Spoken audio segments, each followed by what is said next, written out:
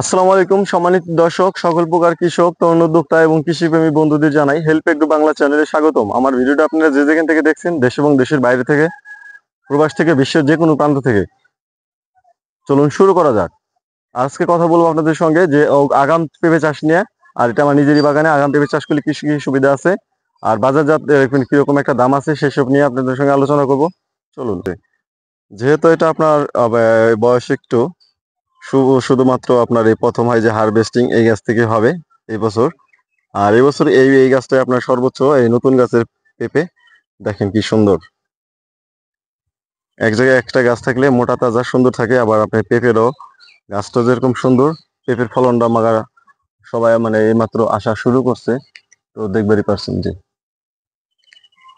এটা কিন্তু আমি সর্বপ্রথম বাজারে হারভেস্ট করতে পারবো। তো দেখতেই পাচ্ছেন। আর টোটালি এগুলো আপনার লম্বা জাতের যে শাহী মানিকগঞ্জে, আর এটা আপনার রাজাশাহী লম্বা জাতের পেঁপে, মানে সেটা আপনার এই রাজাশাহী নামেই পরিচিত।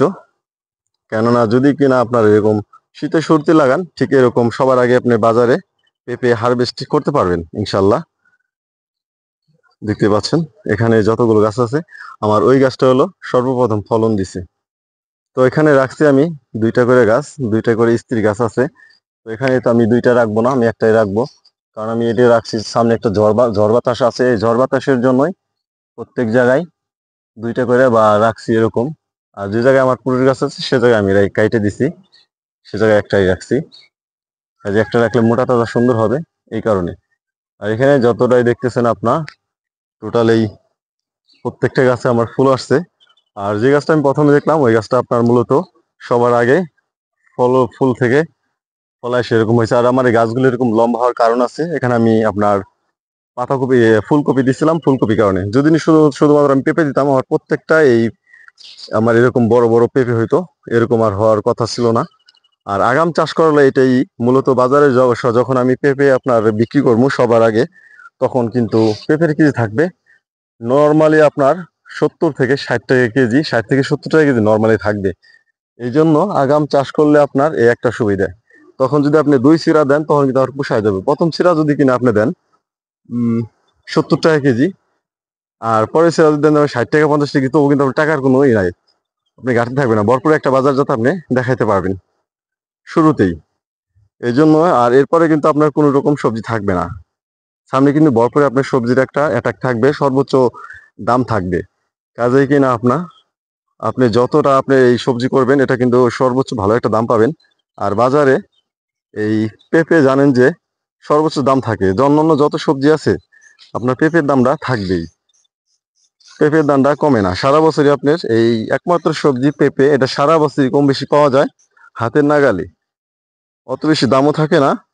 মনে করেন যে কিছু কিনে খাইতে পারবে না, সর্বনিম্ন আপনার 30 টাকা, 30 টাকা 1 কেজি সবজি কিনে কে খাইতে পারবে না, সবাই খাইতে পারবে। কাজেই পেঁপে হাতের নাগালে আপনার অত বেশি যদি দামও কমে যায় তবুও আপনি 30 টাকা নর্মালি থাকে। আর 20 টাকা কেজি যদি পেঁপে বিক্রি করেন একদম সর্বনিম্ন দাম, তবু কিন্তু একটা কৃষক আপনার ভরপুর একটা টাকা টাকা পাবে। এক গাছ থেকে যদি 2 মণ পেঁপে বিক্রি করে 20 টাকা কেজি, আর দুগুণে 1600 টাকা। তো 1600 টাকা না, আমি আপনার 600 টাকা ফেলাই দিলাম, তবু আমি 1000 টাকা রাখলাম। গাছ যদি 1000 টাকা থাকে, আপনি এক বিঘে গাছ থেকে 400, তবু কিন্তু 4 লাখ টাকা নর্মালি বিক্রি করতে পারবে।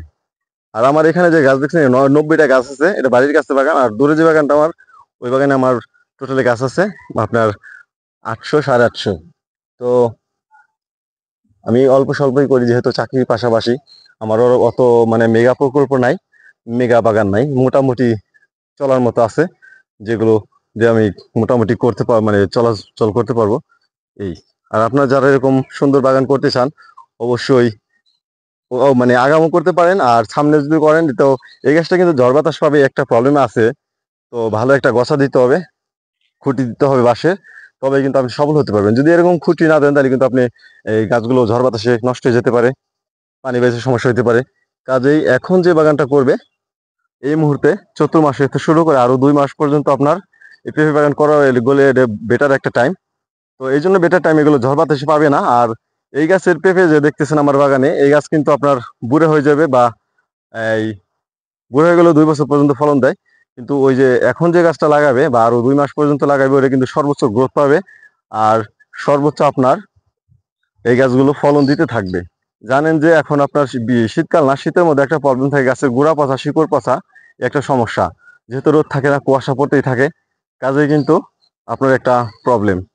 আর শীতের মধ্যে এই জন্য আর কি অনেকে লাগাতে চায় না। তো আগাম যারা করে, আমার মতো আগাম করছে, তারা কিন্তু শীতের মধ্যে করছে।